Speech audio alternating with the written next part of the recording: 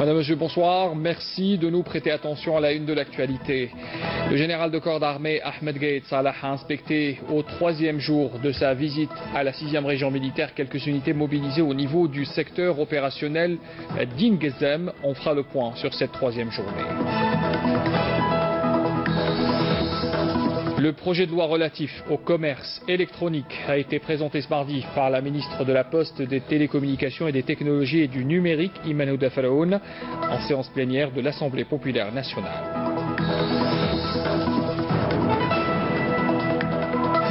La ministre de l'Éducation nationale, Nouria Benrabrit, annonce ce mardi le début de l'application des procédures administratives relatives au licenciement des enseignants grévistes ayant refusé de regagner leur poste de travail après la décision de justice qualifiant d'illégale leur grève. Elle intervenait au forum de la radio ce mardi. Et puis on parle également du développement des bijoux traditionnels propres à la région des Aurès, qui est un objectif que s'est fixé certains artisans de la région. Ce métier transmis de génération en génération est aujourd'hui fabriqué par de jeunes artisans qui perpétuent cet art. Voilà pour les titres de l'actualité. Pour commencer, d'abord, le président de la République, Abdelaziz Bouteflika, a adressé un message de félicitations au Premier ministre de la Nouvelle-Zélande, Jacinda Ardern, à l'occasion de la fête nationale de son pays, dans lequel le président Abdelaziz Bouteflika lui a réitéré sa disponibilité à développer la coopération économique entre les deux pays. Le président de la République a adressé également un message de félicitations à la gouvernante générale de la Nouvelle-Zélande, Patsy Reddy, toujours à l'occasion de la fête nationale de la Nouvelle-Zélande, dans lequel le président Bouteflika lui a assuré de sa volonté de promouvoir une coopération fructueuse. Le président de l'APN recevait ce mardi l'ambassadeur de la République de Corée en Algérie, Saïd Bouhadja, a salué les relations stratégiques entre les deux pays fondées sur le respect mutuel, soulignant la complémentarité. Le projet de loi relatif au commerce électronique a été présenté ce mardi par la ministre de la Poste, des Télécommunications, des Technologies et du Numérique, Iman Houda Faraoun. C'était en session plénière de l'Assemblée populaire en présence du président de cette institution parlementaire, Saïd Bouhadja. Ce projet prévoit plusieurs dispositions permettant d'assurer la sécurité du e-commerce tout en définissant des obligations des e-fournisseurs et aussi des e-clients. Tout d'abord, le texte stipule que l'inscription du registre au registre du commerce et la mise en ligne d'un site web hébergé en Algérie sont deux conditions sine qua non pour l'exercice du commerce électronique. Un fichier national des e-fournisseurs inscrit au registre des commerces est institué auprès du Centre national des registres du commerce. Note le texte également qui définit aussi les informations qui doivent accompagner l'offre commerciale électronique. On citera notamment l'identification fiscale, adresse, numéro de téléphone, numéro de registre de commerce, et puis la garantie commerciale. Bien sûr, un texte qui a été également débattu par la suite par les députés présents à cette session plénière. L'actualité aussi marquée par cette visite du ministre de l'Énergie, Mustafa Guitouni. Il a été reçu ce mardi au Qatar, à Doha, par le Premier ministre qatari, Abdallah Ben Nasser Ben Khalifa Al Thani, avec qui il a évoqué les questions, plutôt les relations bilatérales, notamment dans le domaine économique. Les deux parties se sont félicitées d'ailleurs de la qualité des relations bilatérales entre les deux pays et se sont également entretenues sur les opportunités d'investissement et les perspectives de coopération. Il faut rappeler que Mustafa Guitouni, qui est accompagné du PDG de Sonatrach, Abdelmoumen Ouelkhadour, et de hauts cadres du ministère, est en visite de travail dans ce pays du Golfe. Les questions de l'environnement, on en parle également ce soir. L'environnement et la désertification à l'ordre du jour à Djelfa notamment. La ministre de l'Environnement et des Énergies renouvelables, Fatima Zahra Zarouati, affirme depuis Djelfa que son département ministériel accorde un intérêt tout particulier à la formation dans le recyclage des déchets dans ces régions dotées de centres d'enfouissement technique. Abdelmajid Makassi. Djelfa, qui reste une wilaya stépique et aride, doit impérativement être protégée contre l'avancée continue du désert. Ce sont des régions qui vont assurer la pérennité de l'homme. Parce qu'aujourd'hui, nous sommes exposés au changement climatique, avec notamment les chaleurs qui ne cessent de grimper. Pour cela, nous devons lutter contre tout ce qui nuit notre environnement, en le protégeant, en protégeant notamment les microclimats qui restent fragiles. Au cours de sa visite dans la wilaya, la ministre a visité une unité de récupération de déchets ménagers et de recyclage, un secteur créateur d'emplois et de richesses.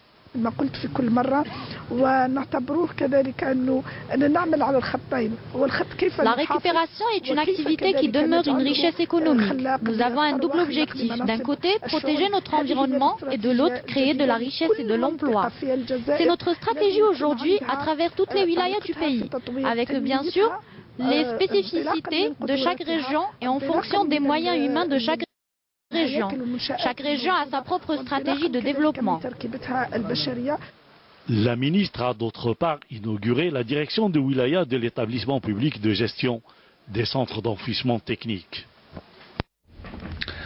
Depuis tenue aujourd'hui d'une conférence de presse pour le lancement du programme dédié à la conversion des véhicules au GPLC et les perspectives de son développement aux horizons 2021 et 2030. C'est une conférence organisée par l'autorité de régulation des hydrocarbures. On y apprend notamment que le nombre de véhicules convertis au gaz de pétrole liquéfié a été de 60 000 unités en 2017 contre 43 000 en 2016. Le coût de conversion d'un véhicule GPLC aussi, quant à lui, entre 60 000 et 70 000 dinars, sachant que le délai d'amortissement de la conversion est estimé à 13 mois au maximum, selon le directeur de la division régulation économique auprès de l'autorité de régulation des hydrocarbures. Il a également précisé qu'actuellement 44 wilayas disposent au minimum d'un installateur de GPLC.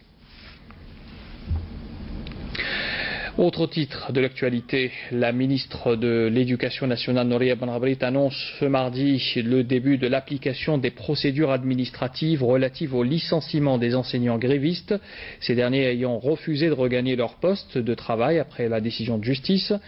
La ministre qualifie d'illégale leur grève.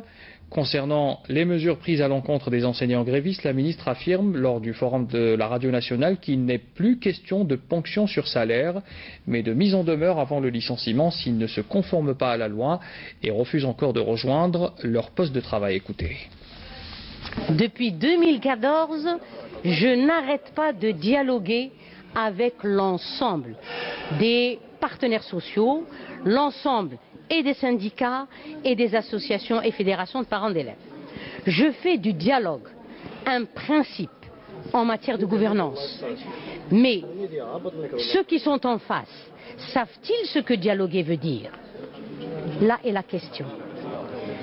Aujourd'hui, ce que le syndicat notamment, qui s'est lancé dans une grève ouverte, ce syndicat ne sait pas ce que c'est que dialoguer. Ce syndicat ne sait que imposer. Notre mission, c'est de résoudre les problèmes socio-professionnels. Notre mission, c'est de donner satisfaction aux revendications réglementaires légitimes de nos fonctionnaires. D'accord, non, vous l'avez bien dit, c'est une hantise. Il n'y aura pas d'année blanche parce que nous suivons de très près. Nous aussi, nous sommes sur le terrain et nous suivons de très près ce qui se passe dans nos établissements.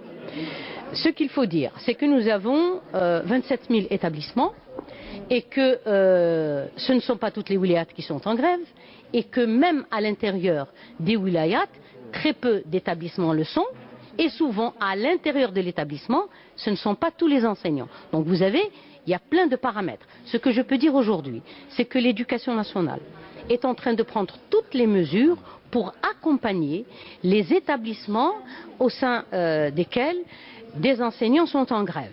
Et particulièrement des deux wilayas qui sont concernés. Il y en a deux wilayas qui sont concernés de manière peut-être un peu plus problématique que les autres. C'est la wilaya de Blida et la wilaya de Bdjaïa.